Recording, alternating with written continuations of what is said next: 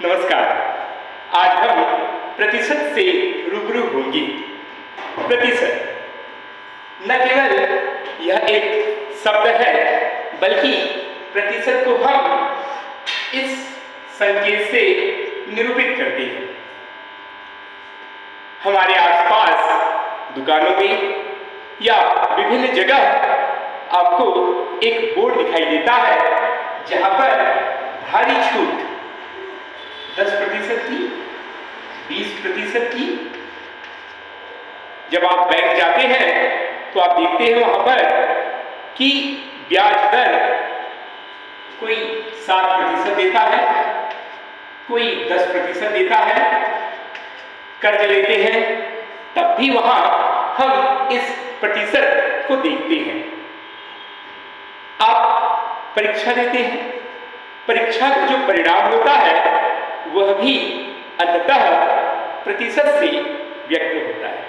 जैसे किसी ने 80% अंक प्राप्त किए, किसी ने 90% अंक प्राप्त किए। कोई परीक्षा के लिए पर्याप्त अंक जिससे हम पास होते हैं, कुछ जगह 33% अंक उसे नहीं मिला तो वह अनुत्तीर्ण हो गया। कुछ जगह 40% अंक विद्यार्थी को नहीं मिले तो वह अनुत्तीर्ण हो गया। और कुछ जगह ये तय किया जाता है कि इतना प्रतिशत अंक पाना अनिवार्य है या पात्रता तय की जाती है। तो आप हर जगह प्रतिशत देख रहे हैं। प्रतियोगी परीक्षाओं में प्रतिशत से संबंधित विभिन्न प्रश्न आते हैं। यदि हम प्रतिशत को केवल एक विषय मानेंगे तो निश्चित तौर पर हम गणित की उलझनों में, गुत्थियों में फंस के रह जाएंगे। अतः प्रतिशत केवल एक विषय नहीं, बल्कि हमारी दिनचर्या का एक अभिन्न अंग है। यदि हम प्रतिशत को रोचकता से, दिलचस्पी से और व्यक्तिगत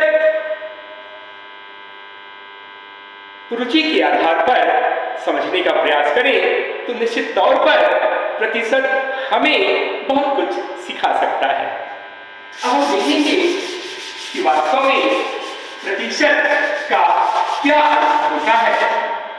आप देख सकते हैं प्रतिशत, अभी मैंने संकेत से बताया। अब इस प्रतिशत को मैं शब्दों से समझाने का प्रयास करता हूं। यह है शब्द प्रतिशत और यह उसकी संकेत है।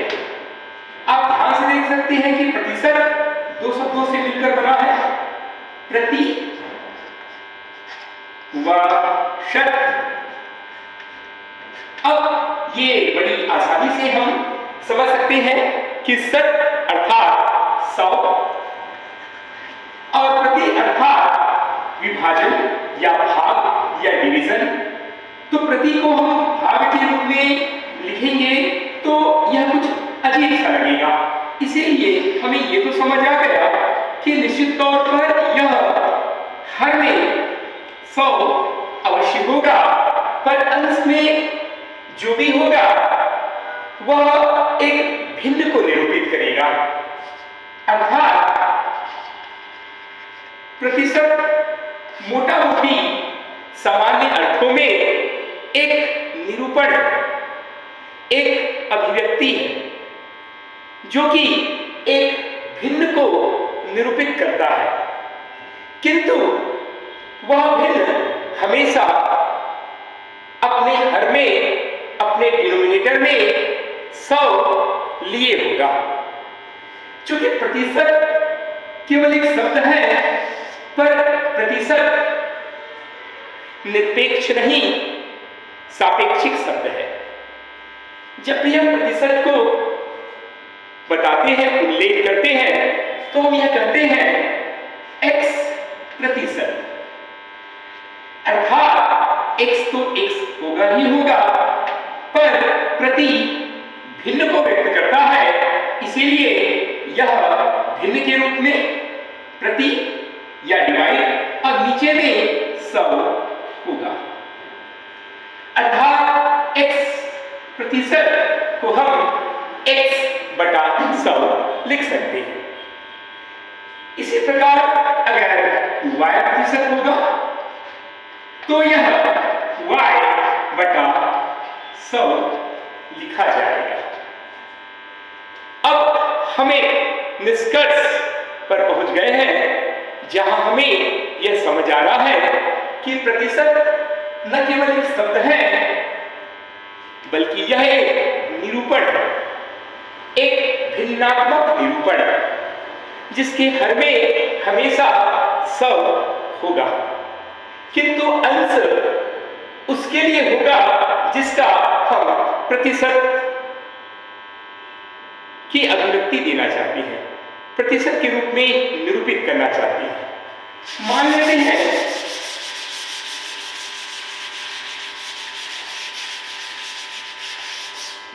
हैं मैंने लिख दिया 5/100। यह क्या है? भिन्न रूप में है, आप देख सकते हैं इसका निरूपण। यह भिन्नात्मक रूप है, भिन्न, और यह प्रतिशत रूप है। यदि आप 5/100 लिखते हैं तो हमें कोई अड़चन नहीं होगी कि इसे हम 5% लिखें। लेकिन अगर आप 20/100 लिखते हैं, निश्चित तौर पर यह 20/100 भी 20% के रूप में लिखा जा सकता है। लेकिन अगर ध्यान से देखें तो यह भिन्नात्मक रूप जो है वह अनुपात में भी बदल सकता है। अगर हम 5 एकम और 5 विषम करें तो यह 1:20 हो जाएगा। जैसे अगर हम यह भिन्न है और यह अनुपात है, अगर हम इसे काट दें 5 एकम और यह 5 विषम, तो आप यहां देख सकते हैं कि यह 1/20 लिखा जाएगा। तो अब एक तुलना आप कर सकते हैं 1/20 और 5%, क्या दोनों बराबर है? इसका मतलब यह होगा कि 20 में से 1 को व्यक्त किया गया है, अतः 1 क्या 20 का 5% है? किंतु यह अभिव्यक्ति या यह निरूपण अस्पष्ट है, क्योंकि यहां 20 में 1 को व्यक्त किया गया है। मान लेते हैं अगर 1 3 में हो तो, या 30 में हो तो, 1 40 में हो तो, यानी हमें फिर से आप हर, यानी इसके जो हर है वहां 100 लिखना ही होगा। अर्थात कोई भी इकाई, कोई भी संख्या जिसके हर में अगर 100 को आप लिख पाते हैं तो निश्चित तौर पर उसका अंश प्रतिशत के रूप में व्यक्त किया जा सकता है। जैसे कि मान लेते हैं हमने यहां पर 1/20 लिखा। अब देख सकते हैं क्या ये हर में 100 लिखा जा सकता है? बिल्कुल। यदि हम 5 का गुणा नीचे कर दें और 5 का गुणा ऊपर कर दें तो आप देख सकते हैं कि 20×5 = 100, 5 एकम 5, यानी यह फिर से अपनी पूर्व स्थिति अर्थात 5/100 में आ गया। इसका 2 अर्थ निकल रहा है कि 1/20 का मतलब भी 5% होता है, किंतु यह प्रतिशत के रूप में समझने के लिए आप 5/100 लिखते हैं, अर्थात कोई भी ऊपर की इकाई या अंश में जो भी अभिव्यक्ति 100 के आधार पर लिखी गई हो तो हमें 5% कहेंगे। तो 1/20 एक अनुपात है या एक भिन्न है, यह भी भिन्न है, पर यह भिन्न अपने हर में 100 लिए हुए है, जबकि यहां पर हर में 100 नहीं है। अतः यह निश्चित तौर पर 5% को इंगित कर रहा है। प्रत्यक्ष रूप से 5/100 ही हम सीधे तौर पर 5% कह सकते हैं। यहां पर 20/100 का तात्पर्य डायरेक्ट 20% से है। 20%, 5%। किंतु यह भी अनुपात के रूप में लिखा जा सकता है। 20 एकम 20 पंचे, यानी 1/5। 1/5 अनुपात, 1/5 एक भिन्न है। लेकिन क्या हम इसे 1% कह सकते हैं? बिल्कुल नहीं। हम ये जरूर कह सकते हैं कि 1/5 क्या हम ये कह सकते हैं कि जो 1 है वो 5 का एक हिस्सा, 5 का एक हिस्सा, यानी अगर हम एक रोटी बनाएं और उसके 5 टुकड़े कर दें, ये 4, और मान लेते हैं एक और हमने टुकड़ा कर दिया 5, ये हमने 5 टुकड़े कर दिए। 1 2 3 4 और 5।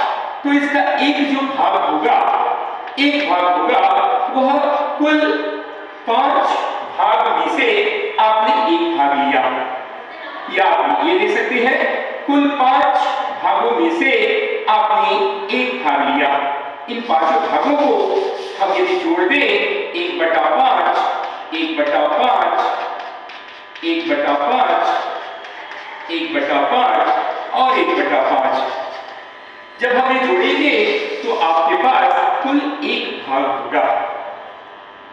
अतः हम जब 1/5 को देखते हैं तो बड़ी असहजता होती है कि कैसे 1 को 5 से तुलना के रूप में देखा जाए, या हम ये देख सकते हैं कि 5 को अगर हम गुणा करें तो 5 एकम 5, 5 एकम 25, तो नीचे में 100 नहीं आ रहा है।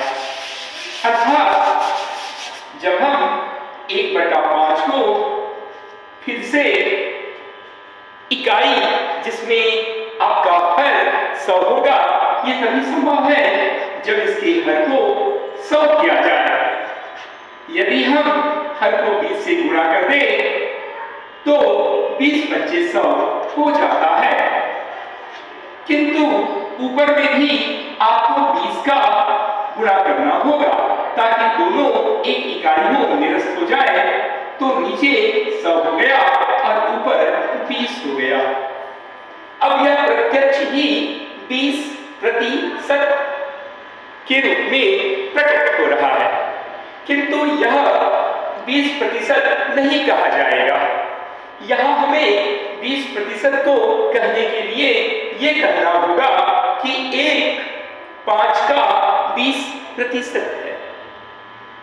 अर्थात यह बता रहा है कि यह 5 का 20% है। अर्थात कुल 5 हिस्से हैं जिसमें से एक हिस्सा आपने ऊपर लिखा हुआ है। अब हम इस स्थिति में पहुंच गए हैं कि क्या प्रतिशत का कोई सूत्र है? क्या प्रतिशत को किसी सूत्र के द्वारा निरूपित किया जा सकता है? बिल्कुल अवश्य किया जा सकता है। प्रतिशत अर्थात हम अंग्रेजी में लिख सकते हैं पार्ट, अर्थात हिस्सा बटा होल गुणा 100। ये प्रतिशत का एक सरल और सर्वमान्य सूत्र है। यह प्रतिशत का सूत्र है। यहां पर हिंदी में आप समझ सकते हैं, पार्ट को हम कहेंगे हिस्सा और होल को हम कहेंगे पूरा, गुणा 100। अर्थात प्रतिशत बराबर हिस्सा बटा पूरा गुणा 100। अर्थात यदि हम प्रतिशत को एक सूत्र के रूप में निरूपित करें तो यह सूत्र यह होगा, हीपू गुणा 100 या P/W मल्टीप्लाई 100। सरल रूप में हम कहेंगे P/W मल्टीप्लाई 100। यह इस बात को जोर दे रहा है कि जब भी आप किसी सवाल को हल करें तो वहां पर केवल आपका ध्यान दो तथ्यों पर होना चाहिए। आप केवल दो बातों पर ही गौर करेंगे। पहला पूरा अर्थात होल, और दूसरा पार्ट अर्थात हिस्सा को यदि आप 100 से गुणा कर दें तो वह प्रतिशत के रूप में अभिव्यक्त किया जा सकता है। अब हम इस सूत्र का अनुप्रयोग करेंगे और उदाहरण से समझने का प्रयास करेंगे। मान लेते हैं एक विद्यार्थी ने राम ने गणित में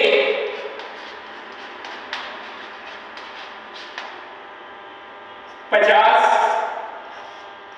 अंक प्राप्त किए।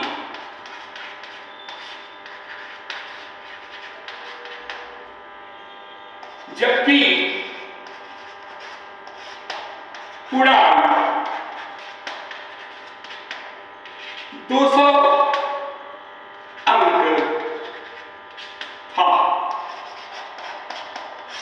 प्रश्न है, राम ने कितने प्रतिशत अंक प्राप्त किए?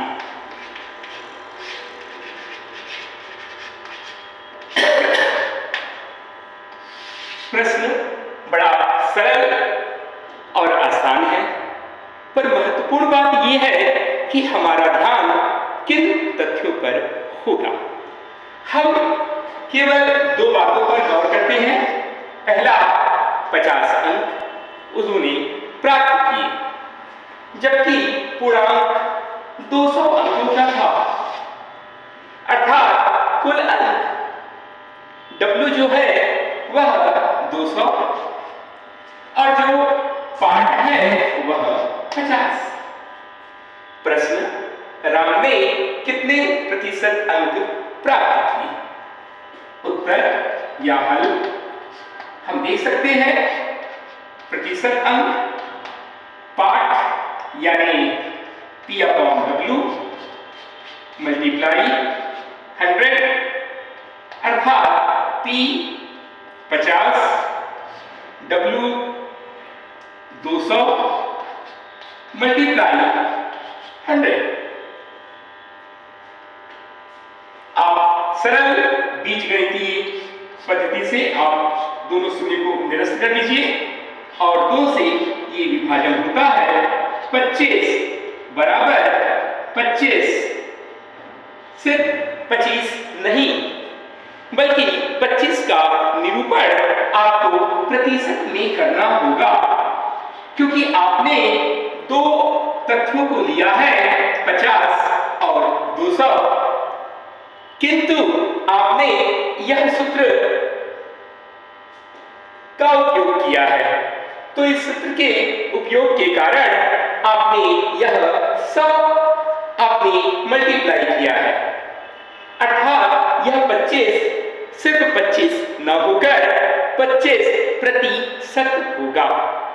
अतः यह मान लिया जाए कि कुल अंक 200 का न होकर 100 का हुआ होता तो उस व्यक्ति ने राम में 100 में 25 अंक प्राप्त किए, किंतु यहां 200 में 50 अंक, जिसे हम सरल शब्दों में एक अलग रूप में एक अलग अभिव्यक्ति में 25% कहेंगे। अतः कोई भी सूचना दी गई हो या जिस रूप में भी दी गई हो, अंततः उसे हम एक मानक रूप में बदल दें और वह मानक रूप जिसमें हमारा हर हो और हमारा हर हमेशा जब 100 हो तब वह संख्या प्रतिशत को इंगित करेगी, प्रतिशत को बताएगी। यहां जैसे 200 उनका हर था, पर हमने इस 200 को अपने हर में बदल दिया, अर्थात 25%। तो यह एक उत्तर है जिससे हम यह समझ सकते हैं कि पता नहीं 200 न होकर कुछ और भी होता। मान लेते हैं यह हो जाता 15 और यह हो जाता 225। तो यदि हम ये कहें कि राम ने कुल 225 में से 15 ही अंक प्राप्त किए, तब उनका प्रतिशत कितना था? तो आप देख सकते हैं राम ने कितने प्रतिशत अंक प्राप्त किए। आप आसानी से ये देख सकते हैं कि यह 15 में बदल गया और यह 225 में बदल गया। पर हमारा निरूपण एक मानक निरूपण होगा, एक ऐसा निरूपण जहां हर हमेशा 100 हो, जिसे हम सरल शब्दों में प्रतिशत कहते हैं। तो सरलीकरण करने के बाद 15 एकम 15, 15 या 5 से भी काट सकते हैं। 5 किया 15, 5 चौक 20, 5 चौक 25, 3 एकम 3, 3 15 45, ये कट गया तो नीचे आया 15 और 15 को जब आप काटेंगे इससे ये कटेगा तो आप दशमलव में भी कन्वर्ट करें। 15 छक्के 90, आप देख सकते हैं ये 100/15। इसको और सरल करने के लिए 100/15, 5 से 20 और ये 3, 20/3%। तो जो उत्तर होगा 20/3, या फिर इसको और भी विभाजित कर लीजिए आप, तो 3 छक्के 18, 2 3 छक्के 18, 6.66। तो आप देख सकते हैं कि 6.6% या 20/3%। चाहे आप ऐसा लिखें या ऐसा लिखें, 20/3% या 6.6%। अतः राम ने कुल 6.6% या 20/3% अंक प्राप्त किए, जो कि हमारी समझ से मेल खाता है। हम यह समझ सकते हैं कि न जाने कितने अंक का वह प्रश्न रहा होगा, पर उसने जितने भी अंक रहे होंगे, मान लेते हैं कि उनके जो अंक हैं वो 100 ही होंगे और राम ने 100 में 6.6 अंक प्राप्त किए, या राम ने 20/3 अंक प्राप्त किए, जिसे हम सरल शब्दों में 6.6% कहेंगे। यह है प्रतिशत को निकालने की, प्रतिशत को समझने की एक सरल सी विधि। हो सकता है कि प्रश्न कुछ इस प्रकार का आया हो, हमें प्रतिशत को हटाना हो सकता है। मान लेते हैं कि प्रश्न 20 का 4% कितना? यह प्रश्न फिर से प्रतिशत से संबंधित है, पर इसका स्वरूप कुछ अलग प्रकार का है। 20 का 4%, अर्थात हमें यह देखना है कि 20 का अर्थात 20 का मतलब गुणा 4 मतलब 4, प्रतिशत अर्थात प्रति और यह शत। अब इसका सरलीकरण जो उत्तर हमें देगा वही इसका उत्तर होगा। 20 का यानी ये कट गया, ये 2 से हम और विभाजित कर देंगे 5।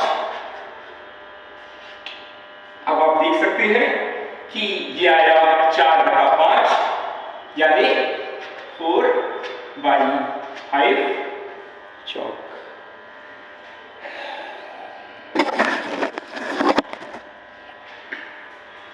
ये आ गया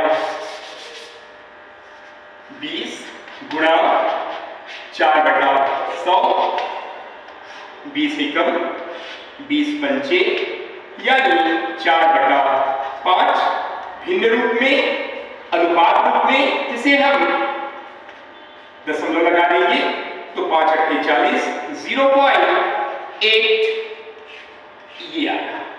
इसका क्या मतलब हुआ? क्या 20 का 4% कितना होगा? 0.8 होगा। अर्थात 20 का 4% या 0.8 दोनों एक ही है। यानी अगर हम ये कहें कि 20 का 4% कितना होगा तो इसका उत्तर है कि 20 का 4% 0.8 होगा। रुपये पैसे की भाषा में अगर कहें कि 20 में अगर कोई सब्जी 20 रुपए में आ रही है और 4% का आपको डिस्काउंट दिया गया तो कितना होगा? तो वो सब्जी आपको 20 रुपए में न मिलकर आपको इतना डिस्काउंट किया जाता है 4%, जो कि 80 पैसे होगा। अर्थात आप समझ सकते हैं कि वह सब्जी अब आपको 19 रुपए 20 पैसे में मिलेगी। यानी आपने उस सब्जी का जो मूल मूल्य 20 रुपए था, उसके स्थान पर आपने 19 रुपए 20 पैसे चुकाए। अतः आपको जो लाभ हुआ वह 4% का लाभ हुआ, जो आपको चुकाना नहीं पड़ा। तो हमें यहां पर एक और भी सूत्र मिल रहा है कि हमने कैसे प्रतिशत को भिन्न या अनुपात में बदल दिया। जैसे कि यहां एक सूत्र है a का x%, अर्थात a मल्टीप्लाई x%।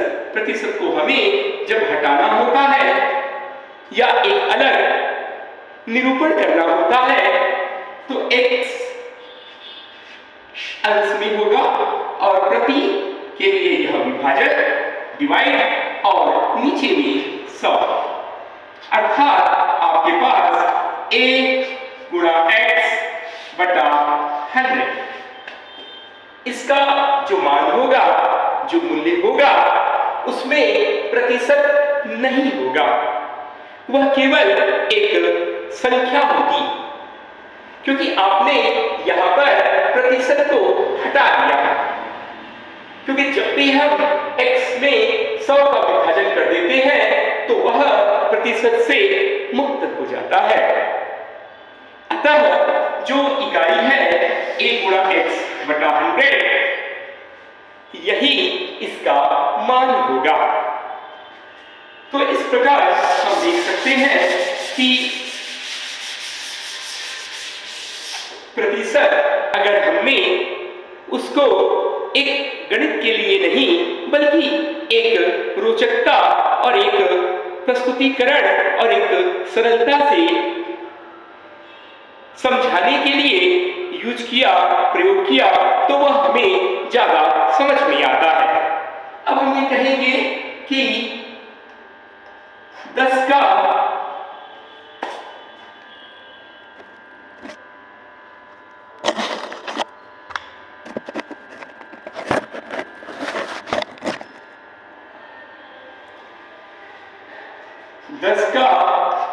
5% व 5 का 2%।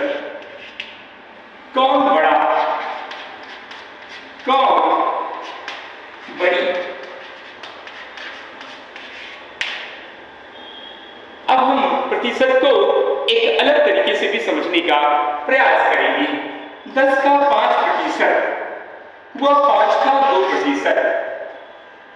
अब 10 का 5% और 5 का 2%, कौन बड़ी? बड़ा आसानी से उत्तर है। या एक और प्रश्न हो सकता है, 10 का 5% या 5 का 10%, कौन बड़ी? फिर से एक बड़ी रोचक प्रश्न में हम अपने विचार को लाते हैं। 10 का 5% व 5 का 10%, कौन बड़ी? हमें मालूम है, सूत्र से ये लिखा जाएगा 10 गुणा 5/100 और ये लिखा जाएगा 10 गुणा 5/100, ये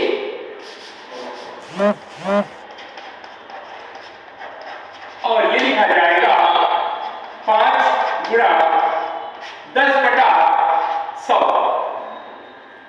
अब आसानी से 10 एकम 10 दहम, 5 एकम 5 दूनी, अर्थात 1/2, 1/2 यानी आधा, 0.5। यहां पर 10 दहम 5 एकम 2, 0.5। अरे ये क्या हुआ? ये दोनों तो बराबर है। यह प्रतिशत का एक महत्वपूर्ण गुणधर्म है, महत्वपूर्ण प्रॉपर्टी है, महत्वपूर्ण कैरेक्टरिस्टिक है, जिसे आपको ध्यान में रखना होगा। जब भी हम कहें कि 10 का 5% या 5 का 10%, तो आप कहेंगे कि वह कौन सा गुणधर्म है? वह गुणधर्म है a का x% हमेशा बराबर होगा x का a% के। क्यों बराबर होता है? क्या कारण है इसके बराबर होने का? इसके बराबर होने का सिर्फ एक कारण है, वह है गणितीय कारण। क्योंकि यहां जो तर्क लगाया जा रहा है वह गणितीय निरूपण में है, वह बीजगणितीय निरूपण में छुपा हुआ है। क्योंकि अंततः आप का यह शब्द ना प्रयोग करके आप प्रयोग करते हैं गुणा। तो a का गुणा x से करें या x का गुणा a से करें, क्रम विनिमय नियम से दोनों ही बराबर है। अतः a का x% अर्थात ax/100 या xa/100 दोनों ही बराबर होंगे, जिसका उत्तर यहां हमें मिल चुका है। अतः जब भी ऐसा कोई प्रश्न हो जहां ये कहे कि 100 का 5% और 5 का 100% या 5 का 80% एवं 80 का 5%, उत्तर हमेशा बराबर होगा, आपको निकालने की आवश्यकता नहीं है। आगे भी हम प्रतिशत के विभिन्न अनुप्रयोग और विभिन्न रोचक प्रश्नों का सामना करेंगे। धन्यवाद।